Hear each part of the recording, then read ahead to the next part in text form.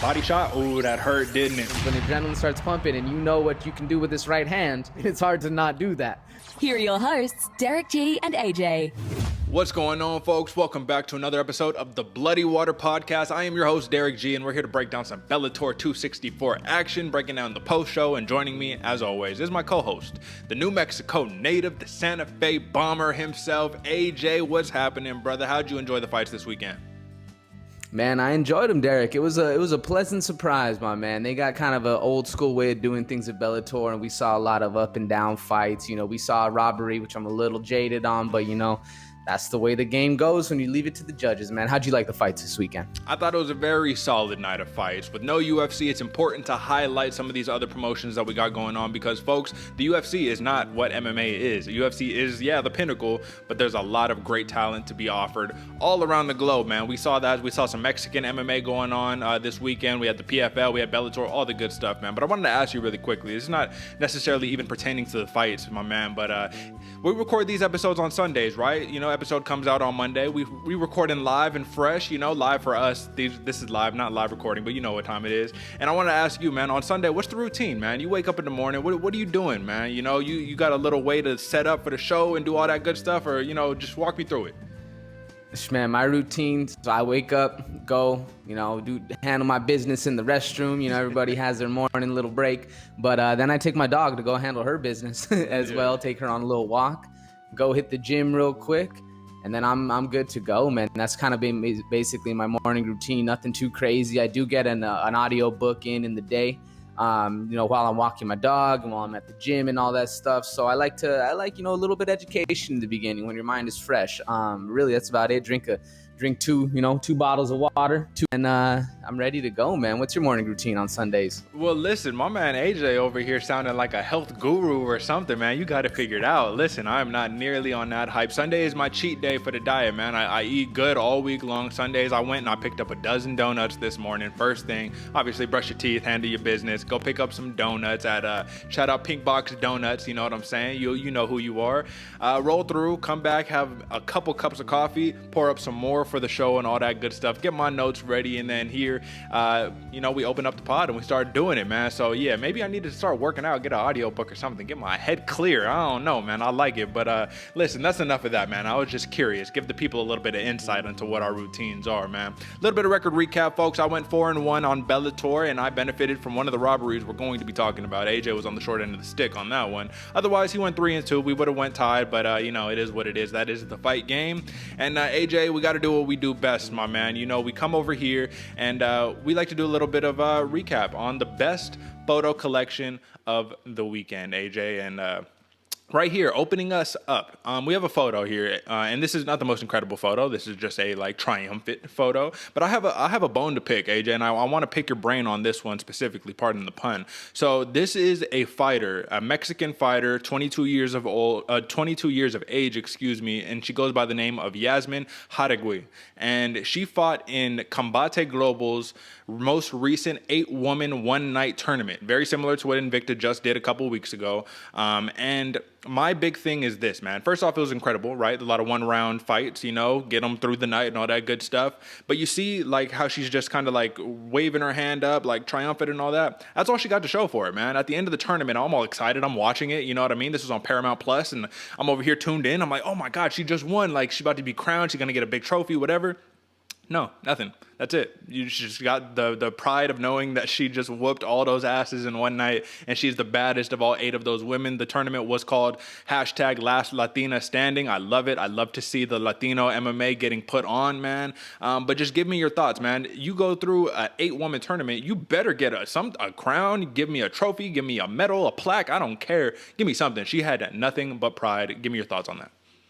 I mean, pride speaks for one thing, especially coming from Latino culture. But man, like, I hope she got a big payday or something, man. That's absolutely crazy. That blew my mind when you said she didn't get anything. This picture reminds me of one of those ones you do in like karate or like your taekwondo, and you know they posing and stuff. You didn't even really do nothing, man. This is like that's absolutely crazy. She didn't even get a belt, not even a paper check, like not even a big like nothing. That's absolutely mind blowing, man. I mean, it also speaks to the levels of that the UFC and people are working towards, the fact that they can't even get, you know, a little participation trophy or something. You know, it's crazy, man. Absolutely. UFC is handing out 70K bonuses and 50Ks. And so they were like, Dana White was doing his press conference for the last pay-per-view. And he was announced all the performance bonus winners. And they're like, oh, Cyril Gahn, I mean, he just put on a hell of a show. Doesn't he deserve a bonus? And Dana White was like, yeah, give him 50,000. You know, no big deal. I'm just like, God damn, man. You know, so yeah, maybe one day it'll get on that hype. But watch out for Yasmin Hadagui, man. She is a savage, dude. I'm talking about she knocked out 2 opponents in a row in a 8-woman tournament in one night, man. This is, come on, man, incredible. But that is some Combate Global action for you folks. Now, this next picture is a little foreshadowing to what we saw in the main card, man. But this was just a devastating blow that I've never really seen a heavyweight throw full force and another heavyweight just not even think, oh, you know, maybe I should pick up my knee, do something. This is an oblique kick, folks, from Davion Franklin into the knee of Everett Cummings, which is clearly hyperextending the whole entire leg back. And listen, man, this was the foreshadowing of a 20-second, 16-second knockout, something crazy like this. But I just want your take specifically on how bad that must have hurt in the moment right there. That must have hurt so bad, Derick, because he instantly grimaced and started walking backwards, put his hands up and turtled up, man. And even at the end, you know, like I've said before on this show, man, when you hurt your knee, it doesn't really hurt. You know, you pop an ACL, it doesn't really hurt. You know, you don't really feel any pain. There's no real nerve endings or anything in there.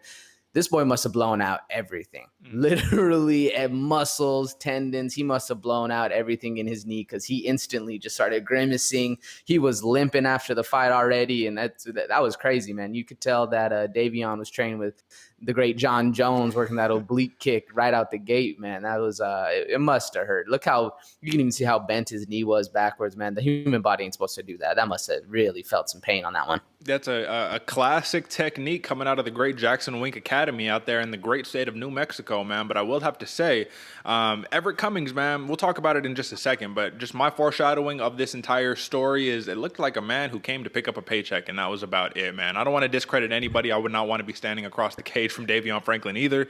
But even in the weigh-ins, all the stuff, it just looked like a man who was not there to necessarily compete. 15-0, now 15-1.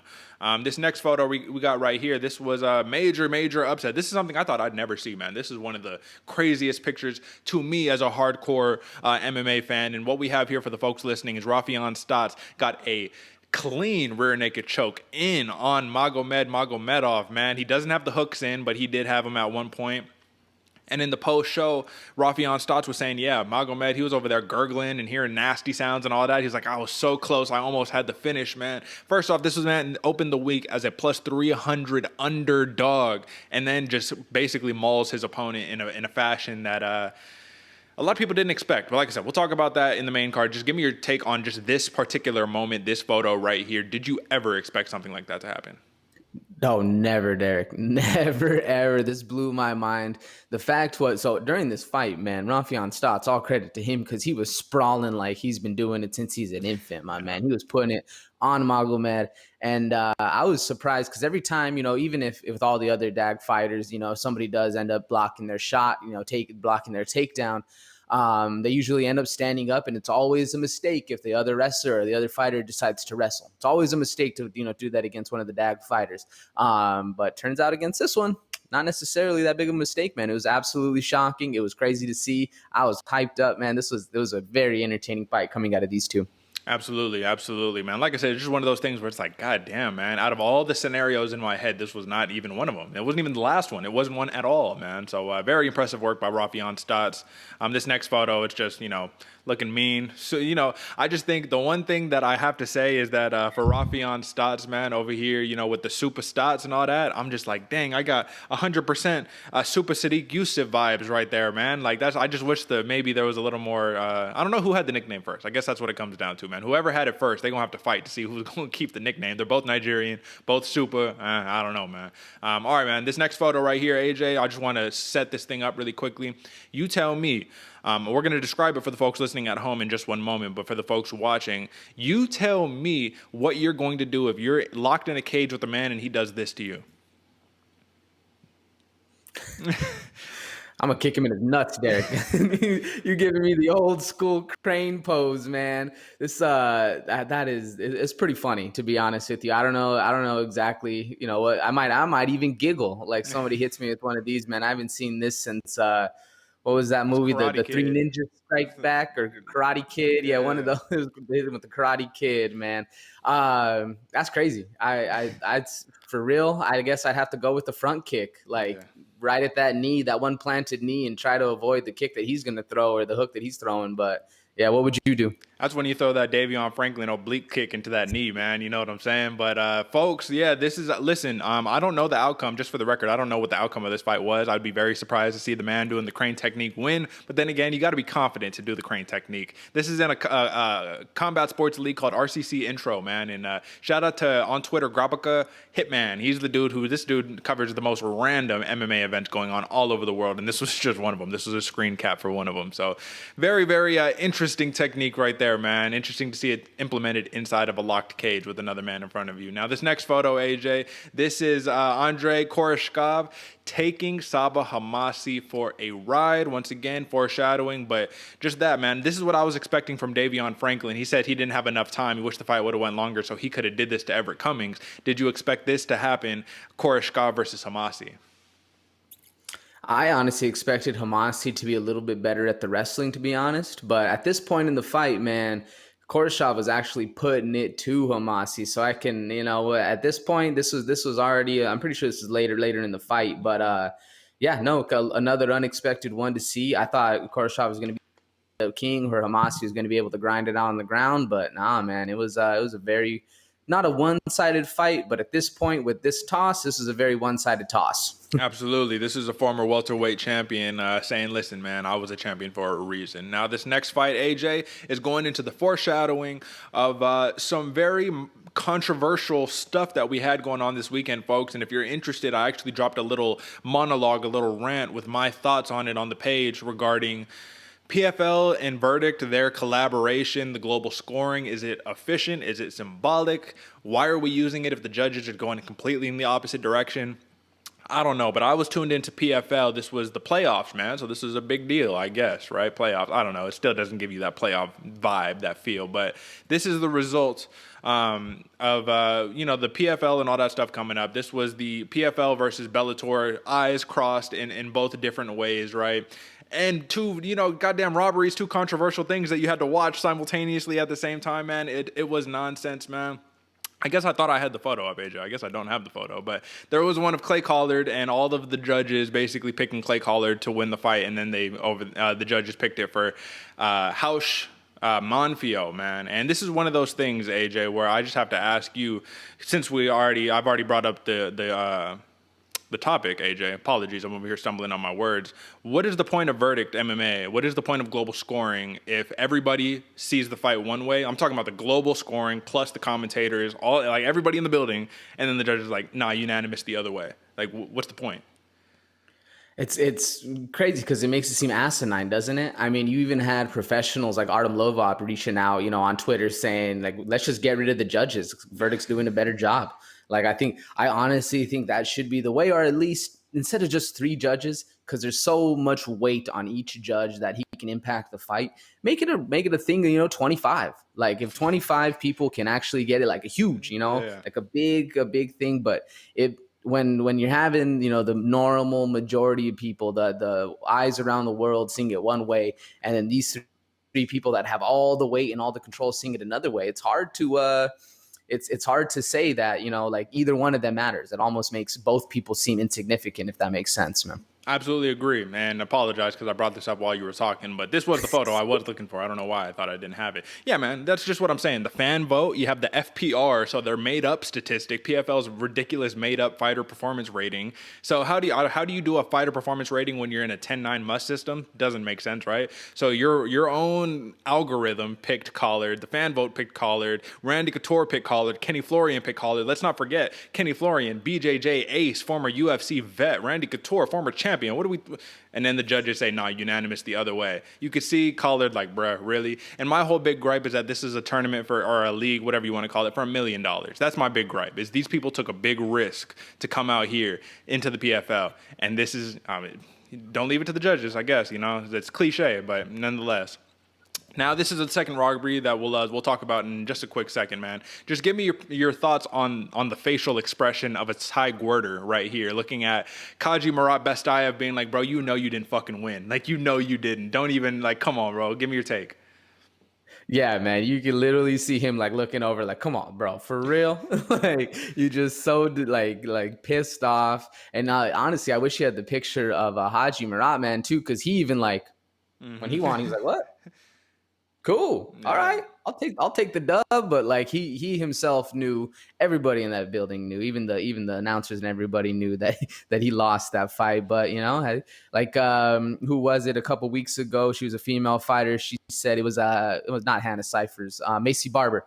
Macy Barber said, "Yeah, I knew I won that fight because at the end of the day, the judge raised my hands and I got 2 checks." So AKA a win is a win is a win, right? That's the definition of that right there. Now, these last ones, we're just cleaning it up right here, folks. The champion doing what the champion does. I'm going to talk about my brownie points in a little bit, AJ, because I think I got it. It's one thing when you predict a fight. It's another one when you predict a fight exactly the way that it ends up going out. TKO round 3 for Gegard, the Dreamcatcher Mousasi. The Anaconda, who reversed the position on John Salter. Exactly what I was talking about, man. It's like, I get trying to hype up these contenders, you know what I mean? Because you have to. That's literally it's a promotion. That's their job, right? But Gegard Mousasi is absolutely no joke. So just don't comment on this one, but just the collection of this one and this one, man. The champ is the champ. Just give me a quick comment before we move on to Gwerder Bestayev, actually breaking that down. Yeah, man, the champ is the champ, and he's a champ for a reason. He absolutely came to perform. He did his job, and he's looked good with gold around his waist, man. It was a real good fight. I agree. I absolutely agree. The man looks great with some gold around his waist. Real deal Bellator champion, man. That's an MMA champion right there. He transcends, just Bellator. But, all right, that's the photo collection, folks. Drop a like, subscribe, all of the good stuff. You know what I'm saying. BloodyWaterPodcast.com on Instagram, Bloody Water Podcast on Twitter, Bloody Water Pod. Drop a like once again. You know what time it is. And hit the little yellow notification bell because you don't need to sit there and worry, oh man, when are they dropping an episode? It'll go straight to straight to the YouTube and all that good stuff, man. But all right, folks. Now let's do a little bit of actual recap, man. This is what I needed to post up too with this Bestayev win. So we're gonna talk about Ty Gwerder versus Hadji Bestayev, and to complement the fight stats that we have up on the screen right now, right? So Hadji Bestayev, he gets outstruck by about 10 strikes. He got taken down 3 times. And he won the fight in a unanimous decision. And obviously, there's more that goes into a fight than just the numbers. But I need to read something to you, AJ, before we actually really talk about this. So let me pull that back up. And I'm going to read you a quote, okay? If you're ready, here we go. So Bestayev, who was making his Bellator debut, took a unanimous decision from Hawaii's Ty Gwerder on the preliminary card. All 3 judges gave Bestayev the 2nd and 3rd rounds. That's very important right there. Gwerder took the first round thanks to a big head kick that put Bestayev on the canvas, but Gwerder couldn't finish him, and ultimately that cost him. And this is a quote from Bestayev. He said, "After he kicked me, I'm like, I think it's time to give up," Bestayev told MMA Junkie at the post-fight news conference. And then I'm like, I think I'm going to keep going. And then another punch, 1-2, I'm like, fuck, it hurt. I want to give up now. Second round, he hurt me again. So this is a man literally saying, he's like, yeah, I was going to quit, you know. It is what it is. I was about to quit in the first round. He had me. But it says, despite losing the first and saying he was sure Gwerder would start to tire in the 2nd and 3rd rounds, which is true. Gwerder did start to gas out a little bit later. Bestayev wasn't sure he'd have his hand raised after 15 minutes. If anything, he wondered if Gwerder's hand would be up along with his, so some type of a draw type situation. Now, lastly, this last quote from Bestayev says, "I'm still surprised with the decision." That's key right there. The man is like, I'm surprised with the decision. He says, "I think it was a draw or a split decision, but I didn't see the fight. I have to see it. In my head, he kicked and punched me so many times. I dropped him a couple of times. I tried to finish him. Asked my BJJ coach. Nobody gets away from my triangle choke. He got away 3 times. That means something. He's tough." So clearly there's a lot of respect coming from Khadzhimurat towards Ty Gwerder, man, a very tough Hawaiian. But the man said it himself. And I said it in the little rant video that you have to just go along with the win. You're not going to be like, nah, I didn't win. Like, that's going to be worse for your brand. So for him to be like, yeah, I won, stale face, right? He was like, I won, you know? So it's like, okay, so you do that. And then in the post interview, be like, nah, I lost. You know, I'm still surprised with that. You didn't say you lost, but you basically conceded. Oh, no, man.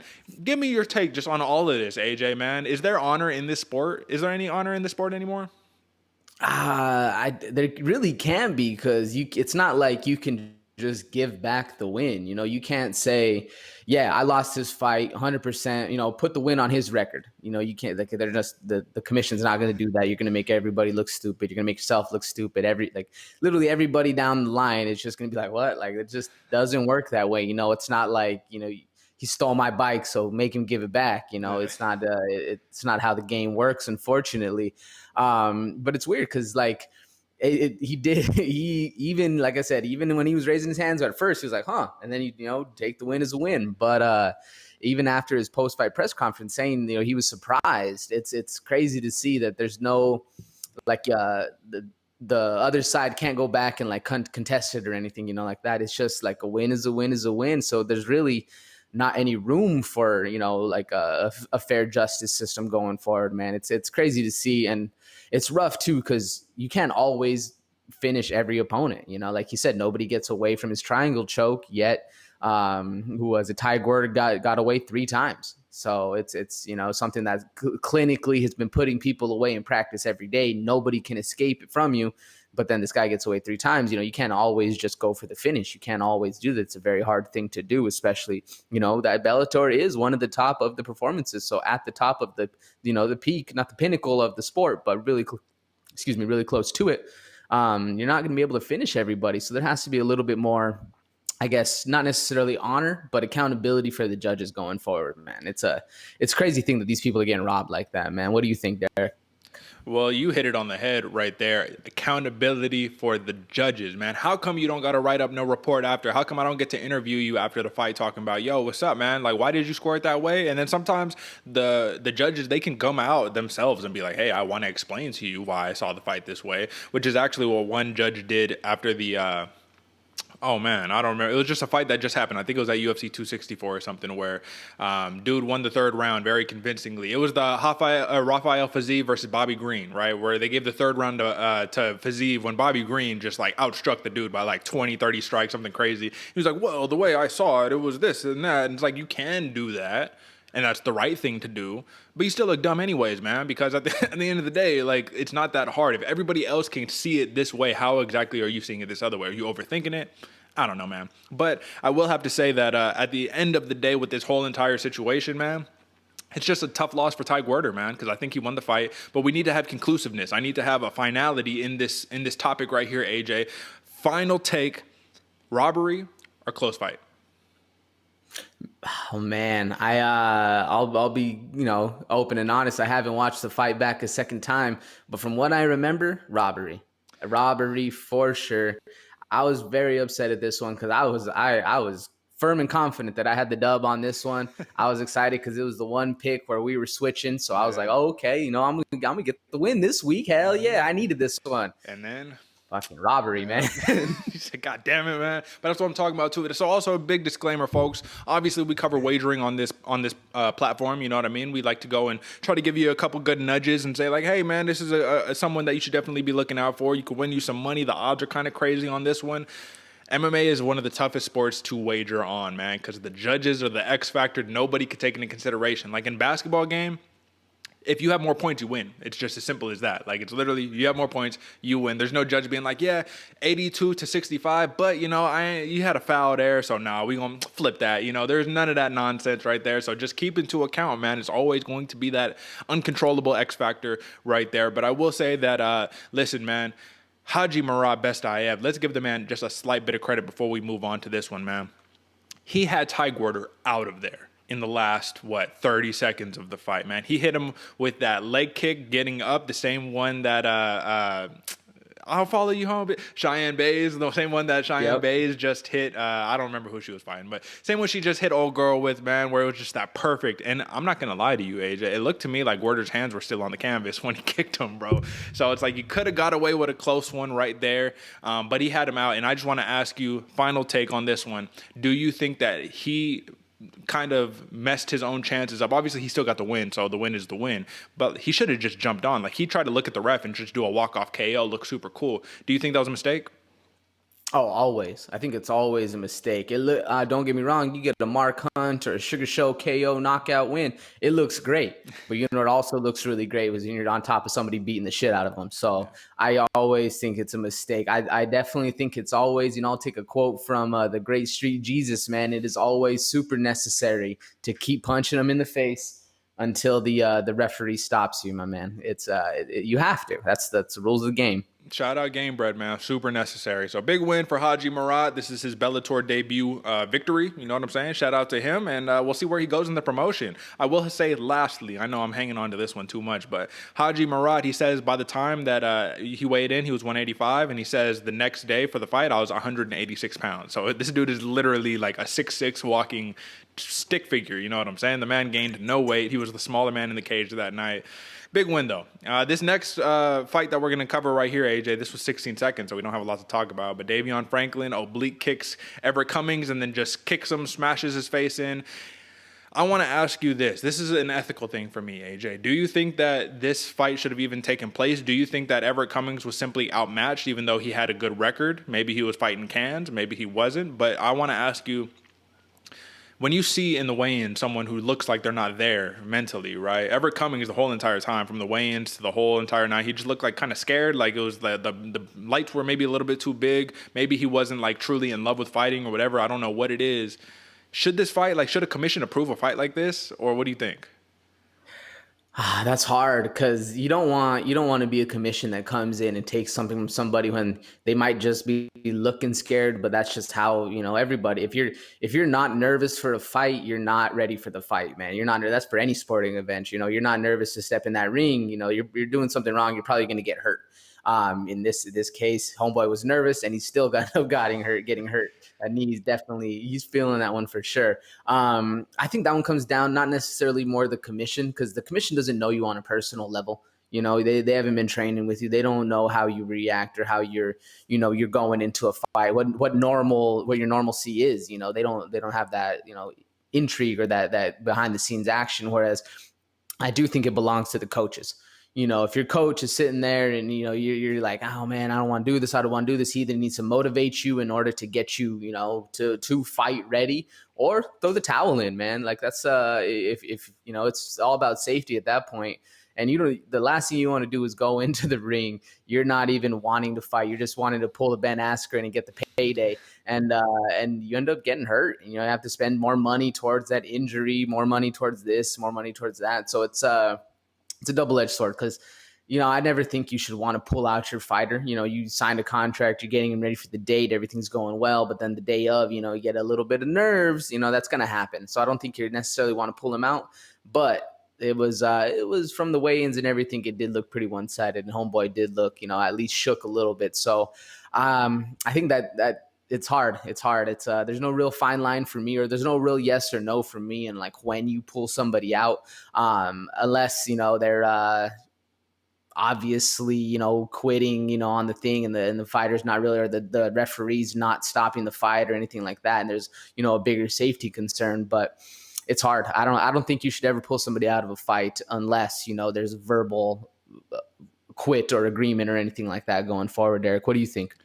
I mean, you summed that up pretty poignantly, my man. I will have to say that even if they did want to throw in that towel, there was not enough time, man. It was a 21-second knockout, man. So it's like the fight starts, you just throw it in immediately. Be like, no, bro, we don't want this smoke, man.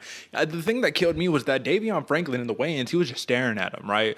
Looking him in his eyes, and he was like tilting his head like, oh, like, you're not ready for this. You know what I mean? And I'm like, dang, do you even want to fight somebody like that? To me, it's like, I don't even want to fight you because you don't feel like a formidable opponent. You know what I mean? Something like that, right? But then again, we'll talk about the Sugar Sean O'Malley talking later about how he likes to beat up on cans because he's getting paid the same regardless, so it doesn't matter.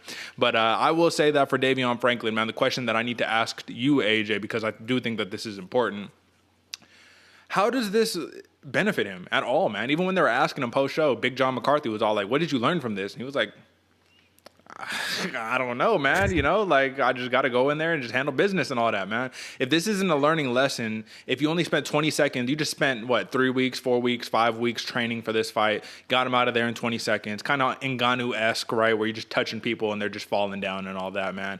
The question becomes truly, we already mentioned this in the preview show, man. It's like, at what point you're going to run into somebody at one point you're not going to be able to knock out. What are you going to be able to do then? You know what I mean? Just tell me, do you think that there was anything that could have been learned from this?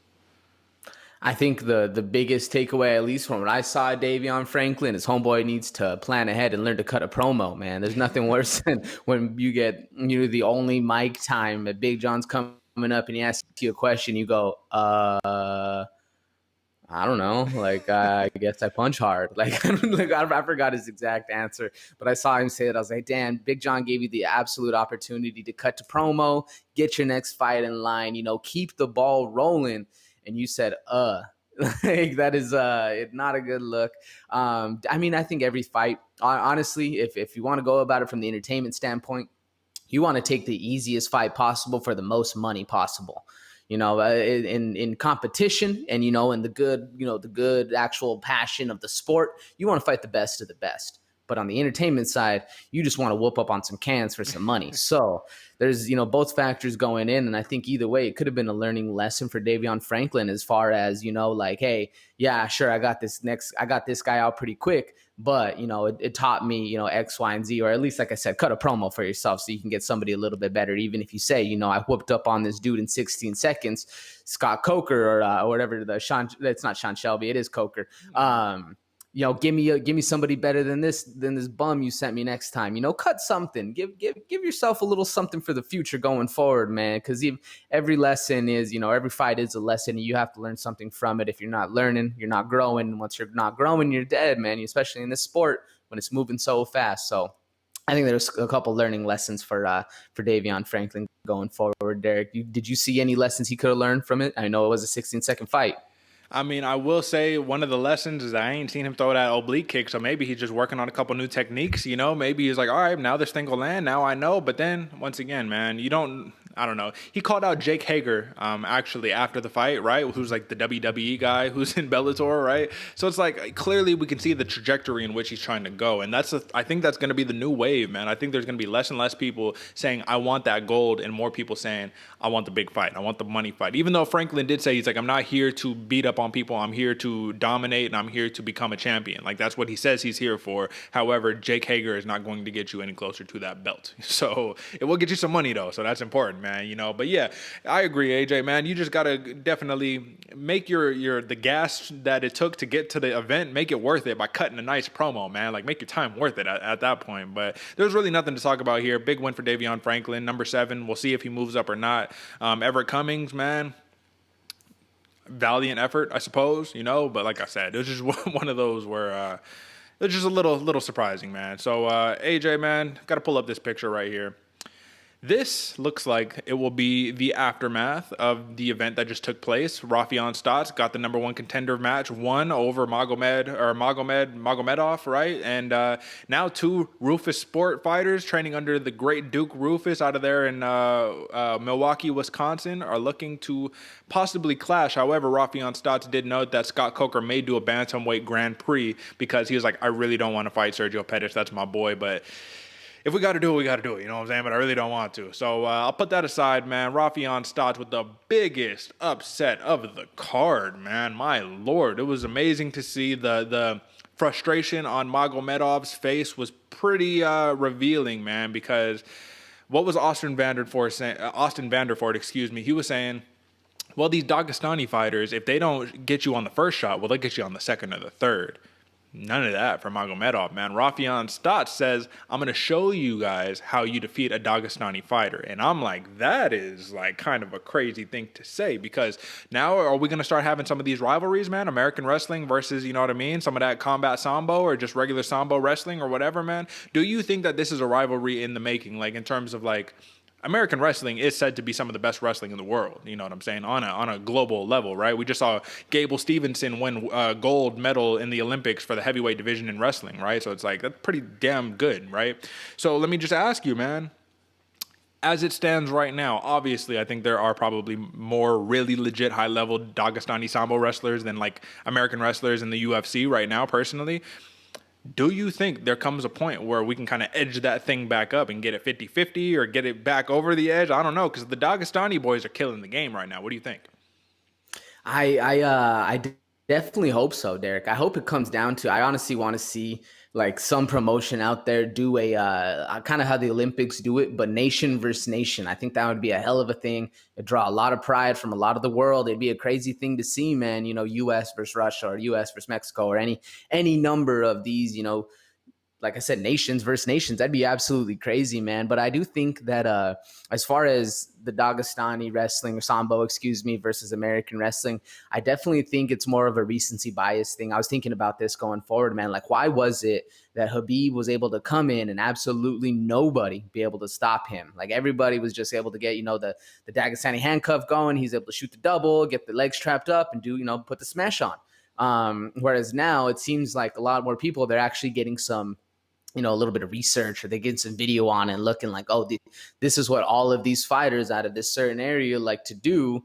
Cool. I'll just do this. Like it's, I don't know if it's just the fact that they actually have more video and more reference to see stuff going forward, or that the other wrestlers or the other Dagestani Sambo fighters aren't as good as Khabib was. Maybe he was just so specialized and so tactful at this one thing, whereas the rest of the other fighters like Magomed and Saeed and all Usman, all these other ones, they're a little bit more striking oriented. They've been doing it a little longer, so they're a little bit more comfortable on their feet. They're a little more well-rounded. But does well-rounded in the sport lead to less success? I mean, we're seeing where Khabib didn't really have the best hands in the world, but because his ground game was so impressive, he was able to drop Conor.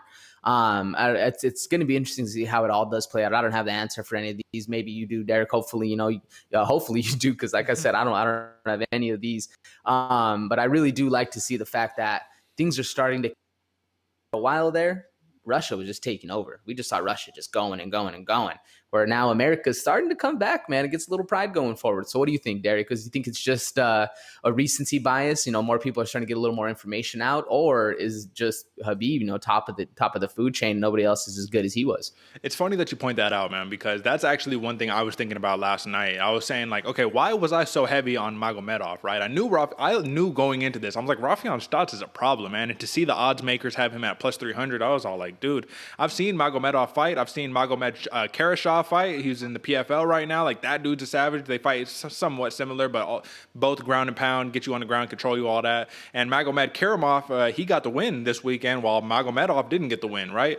But I think it's one of those things where we're enamored at this point by these Dagestani wrestlers. I do honestly think that the Habibs of the world played a big part in that, in the Nurmagomedov legacy, you know what I'm saying? And the Abdulmanap, I believe Abdulmanap is Khabib's dad's name, right? Like, that whole entire thing has become mythical ever since his passing, and since Khabib has decided to retire, that now we're probably giving a little too much credit to a lot of these fighters, not because of their fight style, but because of the region in which they came out of, which is similar in a way to saying, like, okay, this dude is from, Mexico, so he's going to be a tough stand and bang type fighter. Like, not all Mexican fighters fight like that, but that's the stigma, right? That Mexicans, they get down and they brawl. They're not technical, right? You talk about Cubans or Russians in boxing, they're known as being very technical, orthodox fighters. So I do think that at this point it's been stigmatized to a degree, because Raufeon Stots, man, like, this dude is literally just American wrestling. He's an American wrestling champion, and I think he's all state or something like that, right? In NCAA.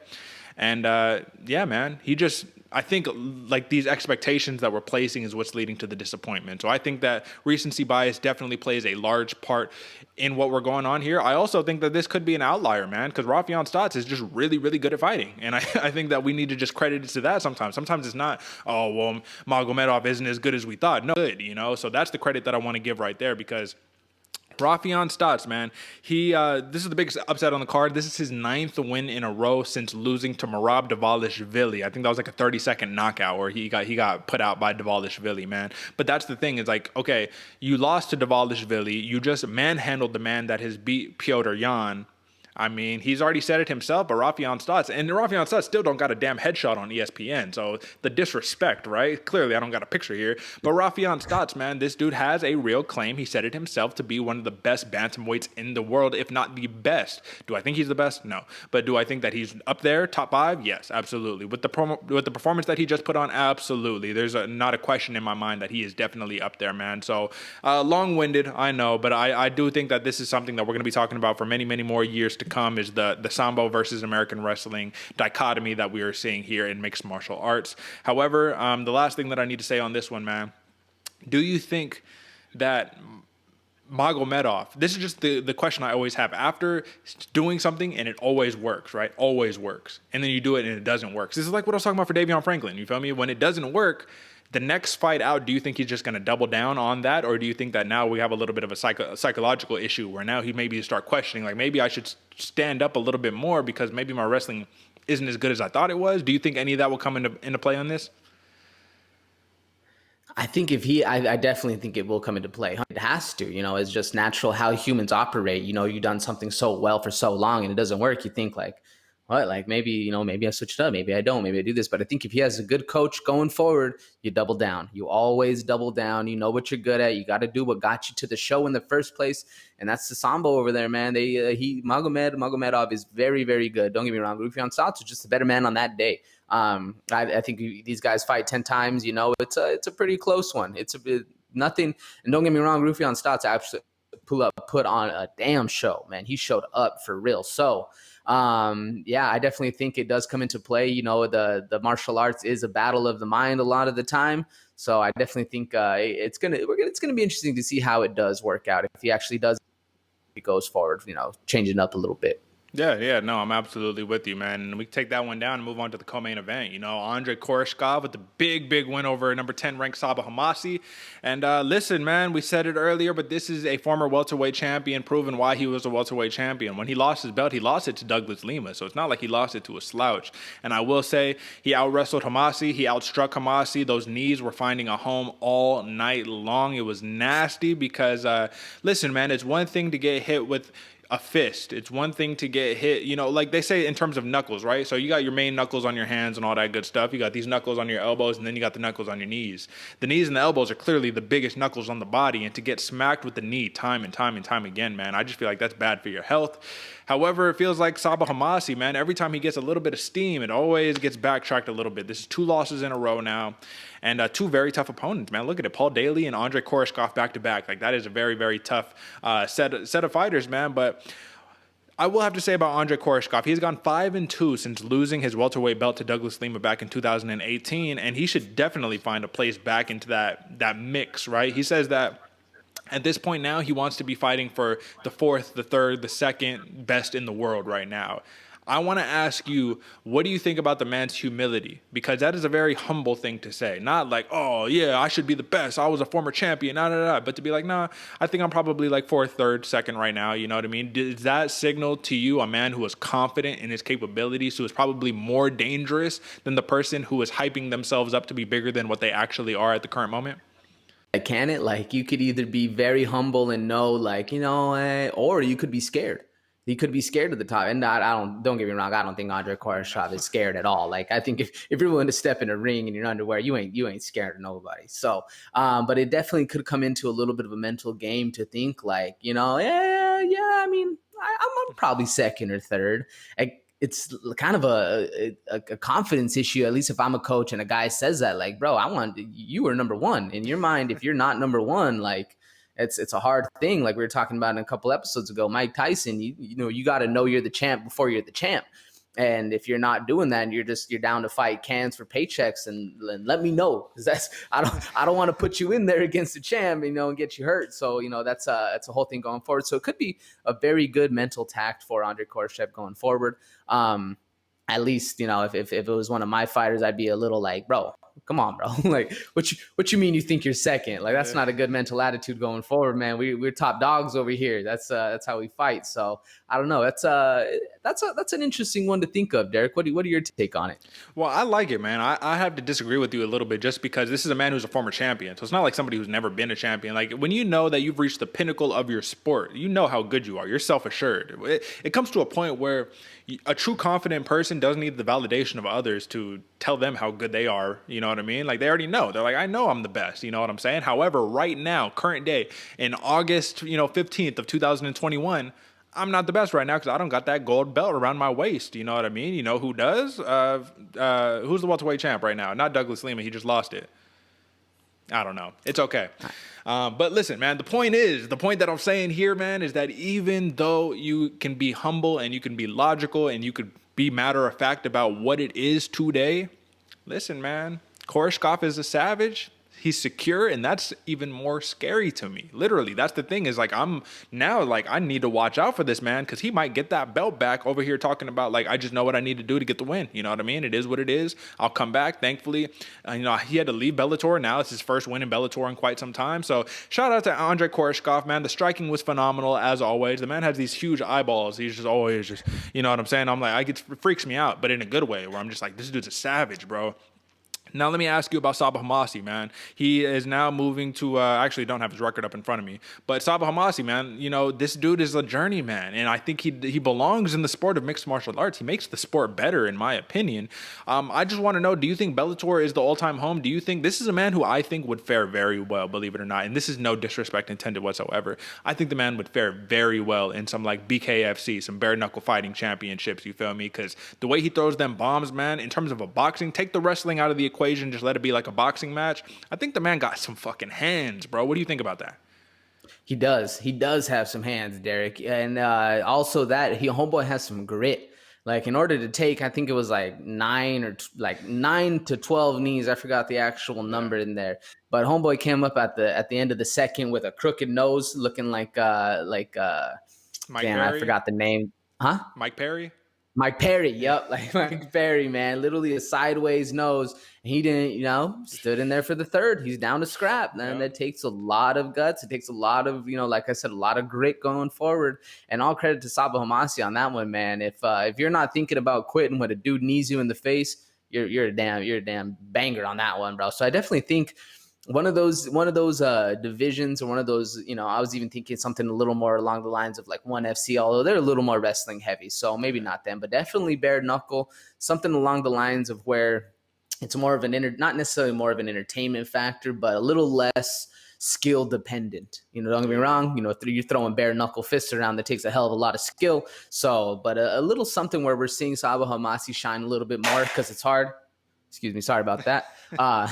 Where it's hard to be able to shine when you're that much of a journeyman going forward. You're kind of almost, predicated into that spot. Whereas, you get something a little different. You take the bare knuckle route, you take that Paige VanZant route. You're able to get a little bit extra shine.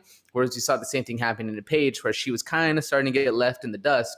Now she's lost 2 in bare knuckles, but she's still one of the top queens up there. So I definitely think it's a good home for Sabah Homasi going forward. Yeah, no, I absolutely agree with you, man. So hopefully I just want to see the man continues to compete. That's really what it comes down to me, man. I do not think that this should be too hard of a loss for him because of the level of competition he was facing. You know what I mean? Come on. Like I said, tall task. Paul Daly and Andrey Koreshkov back to back. Like, who wants to fight those guys? Not me.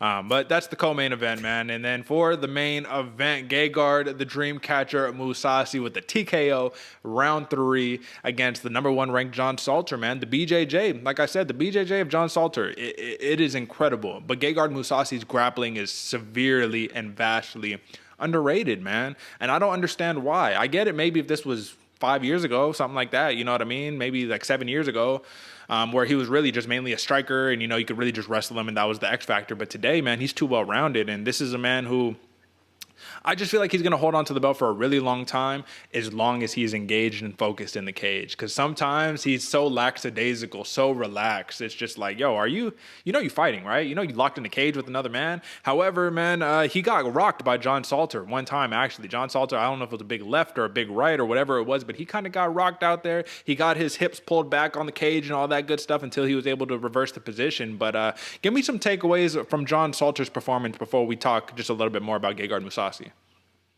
It was honestly, he was better on the feet than I was expecting him to be. He looked good. He was back and forth. He was doing all the correct stuff. Like you said, he did tag Gegard Mousasi going forward, which I did not see coming at all. I thought John Salter was just going to be going for takedowns on takedowns on takedowns. But he looked good, man. He definitely deserved. He showed that he belongs in the picture at least. He definitely was outperformed a little bit, but he's in there with the top dogs. It's hard against an absolute legend like Gegard Mousasi to not be outperformed against.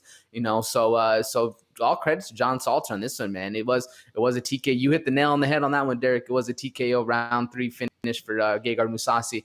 But John Salter, he looked good. Like I said, he looked good in the stand-up, surprisingly good too. I was there, even though it was a loss and it was a hard loss for sure.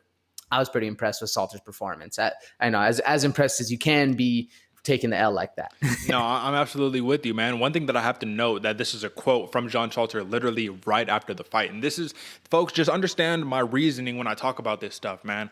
Grappler versus wrestler is always a very intriguing matchup, always. But I think sometimes we give a little bit too much of an edge to the grapplers simply because, oh, well, if they get on their back and they do this, they can lock them up and they can grab the armbar, they can grab the neck and whatever, cool. But I'm like, man, the people who are saying that, I feel like haven't spent a lot of time watching high level wrestlers, because in Brazilian jiu-jitsu, the entire point is to say, let me get you in my guard. Because once I get you in my guard, then I can start messing around, configuring different setups, all that good stuff, right? Well, what happens if I don't allow myself to fall into your guard? What happens if I put myself in half guard and just smash you? Because that is the wrestler's game plan, and it's really hard to escape that half guard. You know what I mean? If you're against a really high level wrestler who knows what they're doing. And with that being said, John Salter said immediately after the fight, he said, quote, he, as in Gegard Mousasi, was in half guard and I just couldn't move, dude. You know what I mean? End quote. That's it. He just like, he had me in the half guard and I could not move. And that is the exact position that I was talking about that Gegard Mousasi is so good in, man. I don't know what it is, but he's able to get his opponent kind of like folded like a lawn chair up against the cage, stand over them and just drop bombs, elbow. And that's what he was doing. He was getting himself into a position where he would like had a good, like top posture over on the top, you know what I'm saying? Dropping the big like straight punches, which really hurt. But when he like got down to a knee and started dropping the elbows, you knew that's just the point where a lot of these fighters start to give up. If Khadzhimurat went against Ty Gwerder felt a kick and was like, oh man, it might be time to give up. You know what I'm saying? Imagine someone is just smacking you, bap, 10 strikes unanswered, all of that type of stuff, man, because it got to the point where the referee was like, John, you got to do something, bro. Like, you got to show me something. And I believe that it was Dan Mergliata. I believe that he was the coach. So forgive me if I'm wrong, but I do believe the coach, the referee. So forgive me if I'm wrong on that, but he was like sitting there looking kind of disappointed, like, God damn, am I really going to have to stop this fight? Like, I don't know, man. Impressive showing, a very impressive showing for Gegard Mousasi, man. But this is just one of those things where I don't want to discredit anybody because John Salter, clearly, if you're number one in Bellator, you're whooping that ass. He's a violent fighter. He's very, very good. But when the fight gets out of the first and second round, man, I mean, it always ends up being kind of the same issue for Salter. He gets tired. And did you see that same thing, this fight that we were already talking about in the pre-show? Yeah, I mean, we hit the nail on the head in the pre-show, Derick. Yeah, you called the actual, finish, but we were saying it from the jump, man. You get him out of that second round, John Salter just starts to fumble a little bit, and we really saw it, especially like you said, when Gegard had the top pressure and those hips were staying heavy. It's one of the best things Gegard does is not only does he put all his weight on you, but he puts his center of gravity on you, and he's able just to drop bombs. It's real hard when the gas tank's already fumbling. Your energy level's down, and then now your brain starts to work like, man, this dude keeps banking me in the head.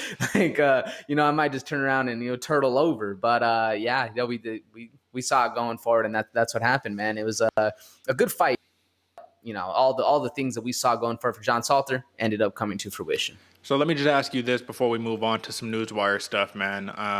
Have you ever seen a fighter, how do I phrase this? Have you ever seen a fighter less impressed, like as not impressed as Gegard Mousasi was after just dismantling John Salter? Like, he was just like, oh, all right, well, one, put the gold around my waist, here we go again. I got like 47 wins, bro. So like, this is nothing, Have you ever seen anybody that stoic after a win?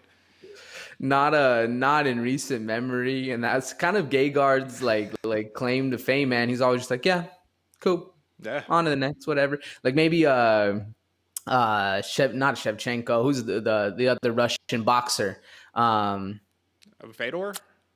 No. He's an actual boxer. He lost it a long time, or a couple years ago. Klitschko was also the same sort of way, very stoic, very just not really like a big celebrator. He's not jumping up on the ring, so it could just be a foreign dignity thing where you're not act like you've been there before. But yeah, in recent memory, not really anybody. Gegard Mousasi, just another day at the office, wipes his hands clean, on to the next, man. Yeah, man. He said it before. He was like, "Yeah, man, I think I'm better than this guy everywhere." So yeah, But that's what I'm talking about, man. So he moves to 48-7-2, man. 27 knockouts on his record. Gegard Mousasi is a national treasure, man. We must protect this man at all costs. Like I said, he is bigger than Bellator. He is mixed martial arts. This dude, like you said, he left the UFC off some wins, man, off dubs. Like, who does that? You don't do that unless you're Khabib or you're Gegard Mousasi, basically, man. But with that being said, folks, that was the main card breakdown for Bellator 264. It was a fun one, man. Like I said, we don't cover Bellator that often. It's probably only the second Bellator event we've covered on this platform, but it was a fun one. Always a great time chopping it up on that good stuff, folks. And no matchmaking. We do a lot of matchmaking. We got in-depth rankings. So if you go to our website, bloodywaterpodcast.com, you can find our rankings there. Me and AJ both got our own separate personal lists and whatnot. But we're not doing that for Bellator. We only do that for the UFC. So with that being said, we're going to skip the matchmaking and we're going to head over to the newswire, AJ. And I got a couple things that I wanted to talk about today. So first things first, AJ, we need to talk about Sean O'Malley. I got a couple things that I want to talk about regarding your boy, Sugar. You know what I'm saying? So the first one is going to be talking about, and apologies, folks, because I got all this stuff like on my phone and whatnot. But so the first one is Sean O'Malley going to be talking about his criticizing the UFC a little bit, not really, more criticizing Sean Shelby, not Dana White. Of course, you don't do that to the boss, right? But I'm going to read the headline and I'm going to read a little bit and you tell me what you think. So the first thing that we have is this. Sean O'Malley criticizes the UFC. Why do they have a problem paying someone what they're worth? ? Everybody's asking that at this point. But he says, I don't even know if I'm supposed to say this, but I was talking to my manager and he was talking to Sean Shelby and Sean Shelby was mad at me. Dude, I don't want to fight in New York. Obviously, regarding the pay-per-view that's going to be coming up, like UFC 267 or something like that. He says, I don't want to fight in New York. It's far. The taxes are ridiculous. Tim Welch, his coach, has a no-gi 80cc trials that weekend, and he told me before I even potentially had a fight. So he has prior obligations, right? The UFC doesn't care about that, but nonetheless, right?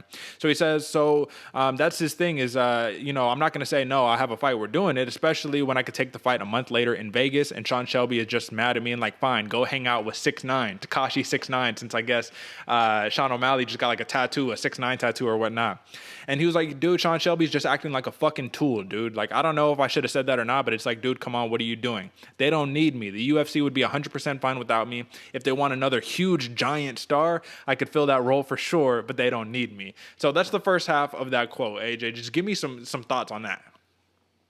I mean, that's rough because nobody's in control of Sean's, money making besides Sean. Like if the UFC is going to pay you what they pay you regardless, but Nevada is going to take less of a cut than New York's going to take, that kind of like business wise makes sense to me to say. It's like why a lot of people will own, their business is in this place. I do all my taxes out of Wyoming because they don't have any income tax or whatever, Texas or whatever, but it's actually in California. Yeah. So nobody wants to pay California taxes, man. That's just how it is. Sean's being a good, the Sugar Show is being a good businessman on this one. I do think though, probably not the best call letting the sheep out from under the rug. There's nothing worse than talking shit about your boss and talking shit, and that's like the one rule of all, being a man is, you don't let your business out there. Don't air your business out for the rest of the people. You keep that stuff, where it needs to be. We discuss things like men, that's how it goes. So, kind of a knock on Sean O'Malley on that one, man. You don't just go out saying that kind of stuff, but he does have a podcast, so he was just kind of talking on it. But at the same point, man, I definitely I see both sides on this one. Yeah. The last thing you ever want to do is fuck with a man's money. I definitely think that's how you end up dead. Like, you fuck with somebody's livelihood. That's grounds for, a hell of a beating right there. But you also, you don't talk business out to the rest of the world as far as that goes too. I agree, and I'm going to finish this quote, but I will have to say regarding that, man, when you have very little leverage, right, Sean O'Malley, you have very little leverage. There's no union in the UFC, man. So it's like if you could be fine and live for the rest of your life off of the money that you've already made and the money that you can make with your, deals and promotions, cool. If not, you better be nice to that man, Sean Shelby, bro, because that's your boss. You know what I'm saying? And everybody got a boss in life, man. And even when you are the boss, the customer is your boss. So everybody got a boss. But let me just finish this. So he says, he was all like, he was like, they don't need me, but don't treat me like that. Like, act like I'm not training or nothing. Go, you're hanging out with 6'9". He was like, dude, I hung out with him like once, yada, yada, yada. He was all like, basically, Sean Shelby's treating me like a piece of shit. I'd rather talk to Dana White instead. I know you're going to be asking for a lot of money. It's just like his rhetorical, right? Sean O'Malley will be. He says, no shit, I'm pulling fucking numbers. You can't deny that. Why do they have a problem paying somebody what they're worth? That shouldn't be an issue. That should be like, especially when I'm blowing up like that, those last 2 fights, third round finishes, handing out brain damage, you should be like, hell yeah, I'm going to pay you a lot. You earned it. He says, dude, I was UFC 264.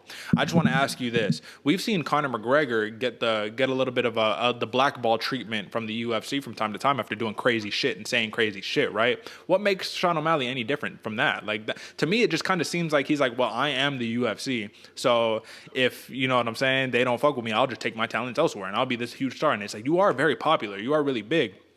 But you ain't beat no like crazy. You ain't pulled a Conor McGregor beat the Jose Aldos. He's fought the Khabibs. He's fought the Poiriers and all that. You know, win or loss. The man has kind of earned his place in that spot. For Sean O'Malley, I don't think it's really at that point yet. Do you think he feels a little too untouchable here? I do. And don't get me wrong, I'm an undefeated fan. So it's hard to say, but I definitely think Sean O'Malley's getting a little bit too big for his britches on this one. He's not Conor McGregor yet. He definitely can be. But I think there's a difference of, a lot of people say the squeaky wheel gets the grease. And I think for this one, you really need to be that squeaky wheel saying like, yo, I'm pulling numbers. Like, I need to get paid more. But you need to show up for the job and do the job. There's a big difference when somebody's, crying and bitching and saying like, no, I don't want to play, so I'm taking my ball and I'm going home. Versus the guy who's saying like, yo, like I want to get paid more, but yeah, we can still play. That's is a very big difference, and a lot of respect goes to the guy who's willing to be the squeaky wheel, but then show up day in and day out and do the work that needs to be getting done. There's a lot more respect that goes to that guy than the guy who's crying and taking his ball home. You know what I'm saying? So definitely, I think Sean's getting a little bit too big for his britches on this one. Don't get me wrong. Like he said, he is pulling numbers. He was one of the most entertaining fights on that card. That right there, that statement's arguable as well, but he's been doing it for a long time with the KO highlights and all that stuff. He's a big, Dana White's a big Sean O'Malley fan. Sean has a huge following. So it's hard to not be that confident in yourself, especially as a fighter. You need to be very confident going forward. It's hard to not think that way. And as far as a fan and, everything else, I do like that mentality of, yo, like I'm the star, bro. Like this is me, like, but he's right. The UFC doesn't need him. The UFC has a lot of star potential and they have a feeder system where there's more and more and more coming up the pipe. So, I definitely think it would behoove Sean O'Malley to keep being that squeaky wheel, saying like, look how many numbers I'm pulling. I got all these knockouts. I got all this, and I'm about to give you another one. Let's go. Going forward. What do you think, Derick? I think that you summed that one up very well, my man. The only thing that I would say is that there are other athletes in the UFC, the Cerrones, for an example. There's a reason why the man was able to lose like 4 or 5 in a row and not get cut. It's because he's always there. Every time they need you, he's there. So it's like you rub their back, they'll rub yours. And sometimes in life, it is the quid quo pro or whatever. You know what I'm trying to say, right? It is that scratch my back, I'll scratch yours. So you can't always be demanding. You have to be, hey, man, all right, I want to get paid more. I'll go out and I'll fight this fight. I want to get paid more. And after I knock this fool out, you better be paying me more, as opposed to I want to get paid more, so I'm not going to fight until you pay me more. It's, you know what I mean? So yeah, you just kind of got to take your licks with this one. Dana White, he says this is not a career, this is an opportunity. But it is important to note, like you said, AJ, this is a podcast. So Sean O'Malley is just riffing here, you know what I mean? And it's like taking something that we're saying right here, putting it in text and making it sound crazy. Like it's not as serious as we're making it seem, but this is unfortunately This is an article that I'm reading off of from MMA Junkie. So it's exactly what a media outlet did. They just took words from his podcast, wrote it into an article, and made it sound a certain way. But this next one regarding Sean O'Malley, this is something that I was talking about earlier regarding, kind of wanting to fight cans and stuff. Quote from Sean O'Malley: "Next fight, a lot of people want me to fight somebody ranked," O'Malley said recently on the No Jumper podcast, another podcast here.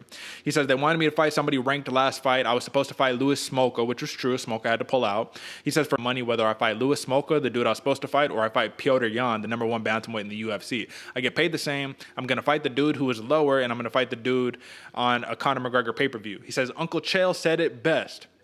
He always says fight the worst dude on the highest part of the card. A lot of bantamweights and just people in the UFC that definitely hate. It comes from jealousy. I'm getting way more eyeballs than them. I perform in there. You can go and watch some of these performs, and you literally pick up your phone, start surfing Instagram, and you don't give a fuck what they're doing." That's true, dude. Like, basically everything he's saying is true. So it's hard to fault the man. Now, the hardcore enthusiasts might say, oh, well, martial arts, you got to fight the best. You got to have honor. Like Max Payne Griffin, UFC, I think he's, I don't know what weight class he's fighting out of right now off the top of my head. But he says, he was like, I don't really respect it. I always like to fight the best guys. But, I mean, what do you guys think? You know what I mean? So it wasn't like casting a lot of criticism. He was saying, me personally, not for me. But, hey, I get it. What do you think, AJ? I think if this is a life and death kumite, you know, everybody, we're fighting in the back streets. I want to be the biggest, baddest dude there, and I want to beat everybody up. You know, I want the hardest fights possible. But at the same point, you know, we're fighting for we're fighting for money. Uncle Chael said it best, man. You want to fight the worst opponent for the most amount of money on the highest part of the card. You know, Chael Sonnen says that you don't rankings don't matter. Your placement on the card matters, and those pay-per-view points are what matter. And I agree, man. If you're getting more eyes on your crowd, clout, or your own. What's the word I'm looking for? Like, your own persona, I guess is a good way to say, your own business.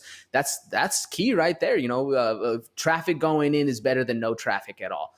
So I definitely think it's a matter of pride versus money. If we're fighting for pride and we're fighting for who's the baddest dude in the room, I want to fight the baddest dude in the room. Now, let's say it like this. You know, would you rather fight me for $20, or would you rather fight Conor McGregor for $20? You know, a way easier fight. You know, there's no like it's a thing though. But if you rather, you want to fight me for $20, or you want to fight Conor McGregor for millions, it's an easy choice right there, man. Conor McGregor all day. I'll take the ass whooping for millions all day.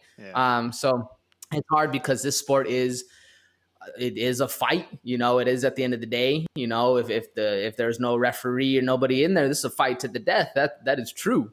But it's also an entertainment factor, and we got to play that into the thing as well. So I don't know, man. This one's a hard one. It is definitely. Like I said, I can see it from both sides, from the hardcore enthusiast as opposed to the businessman, because the businessman says, listen, I'm just handling business. You said it earlier. It's just good business practice. You know what I mean? It's not like the dumb thing would be, let me fight all the hardest guys for the same amount of money, lose all of them, get kicked out of the UFC, and then now be broke for, my life. I have to go work at, McDonald's or whatever. No disrespect. McDonald's is not a bad gig. I'm just saying, going from the star potential of Sean O'Malley to McDonald's is a steep drop off. Nonetheless, man, we can move on from the Sugar Show news, because like I said, they just want to take everything he says and make it something big. I'm just in it for the thought experiment, man. I think it's something interesting to think about. Now, the last thing that I have for the Newswire before we get out of here, AJ, is actually from the queen herself, Paige VanZant, BKFC's queen. And obviously, she just lost her last fight to Rachel Ostovich. So it was a rematch. Not really a rematch, because the first one was an MMA fight. The second was bare knuckle boxing. Not the same thing whatsoever. Nonetheless, it is now evened up 1-1. Rachel Ostovich got the big win over Paige VanZant. And this is a quote. After losing to Rachel Ostovich from Paige VanZant, she says, I'm bummed out. I mean, I'm bummed out to say the least. Everyone expects me to lose and everyone expects me to fail. I don't know. I just feel like people have this specific perception of who I am, and especially online. It's crazy how much people can hate on a single person. I just don't get it. I pride myself on being a good person, and I think that's the most important thing for me. I never talk bad about my opponents. I never say a single negative thing about their character. You never know what somebody is going through, and you never know what someone is on the verge of, ... Paige VanZant says when she left the ring immediately upon hearing the announcement that she'd lost, she walked all the way to the parking lot and cried by herself. She also said some pretty terrible things to Vanderford. I told him I didn't want to live anymore, and this wasn't for me anymore. VanZant said life wasn't for me anymore, and it's disappointing. It was hard. She continued, it can be hard when Austin and I are married and he keeps winning and I keep losing. But honestly, him and his success is like the only thing that keeps me going, because I do feel like we win together. He will fight. His next fight will be for a title, and I know he's going to win, all that good stuff. The point here, AJ, because that's some serious allegations and things of that nature, is this was similar to when Cheyenne Bays and JP Bays fought on the same card and they both lost. And the commentators were actually noting, they're like, it's probably better this way, because if Bays would have won and if Cheyenne Bays would have won and JP Bays would have lost, that probably could have been some conflict in the household going back home. And it clearly seems that this is something in the subconscious of Paige VanZant, saying like, this dude keeps winning, I keep losing. He was Mr. VanZant. She was the star going into all this. Now he's the star. Now Austin Vanderford is fighting Gegard Mousasi next for the middleweight title. And Paige VanZant is losing in bare knuckle fighting championships, a washout of the UFC. I don't want to be harsh here, AJ, because those are some very critical things she said, man. But my whole thing is, at what point do you have to let go and like get off the internet and be like, bro, like, cause she does a lot of internet stuff, man. That's their whole persona is the internet. I'm posting pics and doing all this craziness, OnlyFans and all that. At what point do you say, I'm a professional athlete, man, and I just got to take my licks, and it is what it is. It's a tough sport. I'm sure everyone probably been on that verge of feeling some type of crazy way in that sport when you're so emotionally invested. But just what do you make of this whole entire situation? That was kind of, I know we went dark here. I actually didn't read the article going into it, man, so I apologize, folks. That surprised me. But what do you think, AJ? I definitely agree. It took a dark turn there, Derick, and that honestly, though, man, that's one of the saddest things going forward. You never want to hear anybody say that they're contemplating anything like that. So Paige VanZant fans, reach out, man. She needs it right now. It's a hard one going forward, man, especially when you think that nobody's in your corner. Like she said, like you said on the quote, Derick, she was crying alone. Imagine, you just lost a fight. You just got beat up and there's no one around, no support system. Nobody's there to tell you, like, just give you a hug. Like that's hard, man. That's hard, especially, you just lost a fight. You're in a weird mental space. Your significant other is winning. I hope he's a very supportive, going forward and saying, he should have been there for her. All this. I don't know how it all played out. So who knows? But you never want to hear that said, man. That's rough for her. I definitely think Paige VanZant needs to focus solely on herself and her relationship, her family, and go forward. I definitely think she's thriving with the picks, don't get me wrong, but I think she needs to hire a manager or somebody to do a social media manager only, so she can stop looking at the comments, she can stop looking at all that, and kind of worry about getting back on track. I think that's one of the biggest things going forward for a lot of people is they really start putting their like persona or their importance in this world on what other people think about them. And that's a very dangerous spot to be, man, because if you're on top and everybody's, giving you all these high graces, sure, it feels good. But then what happens when they go away and you don't have that self-confidence to go forward and continue on life? It's really hard, man. It's a disease that plagues a lot of the people in America today, especially a lot of teens, a lot of girls. It's really hard putting your social self out there and people don't really like you. I definitely think it's a flaw that has happened because of social media, and that's a whole another conversation going forward. But I think Paige VanZant needs to realize that she is still the queen and still, doing good out there. And there's still a lot more going for her, as well as put down the iPhone and don't look at the comments anymore. Just post the pictures, collect that cash, and keep it rolling, girl. Because it's sad to see. You don't want to see that going forward, man. Look at that. That was great. That was absolutely great, because I do think that was the right message. And I will just conclude this before we get out of here, because like I said, folks, we end this on a positive note. You are more than your occupation. You are not just like, for Paige VanZant, she's not a fighter. She is a human being named Paige VanZant. That's who she is. For us, we're not podcast hosts. We are people. We have other things that we do in life, man. The failure or the success of this platform specifically does not indicate our worth, our value as human beings. So, look at that. We just got into a therapy session out of nowhere. This is an MMA show. Folks, this was a pleasure breaking it all down. That was the news wires. Join us this Friday for our preview show for UFC Fight Night 195. We got Kelvin Gastelum versus Jared Cannonier. It will be a fun one, a lot of fun. Folks, drop a like, subscribe, all the good stuff. And it's pretty much all I got for you. Until next time, folks. Peace.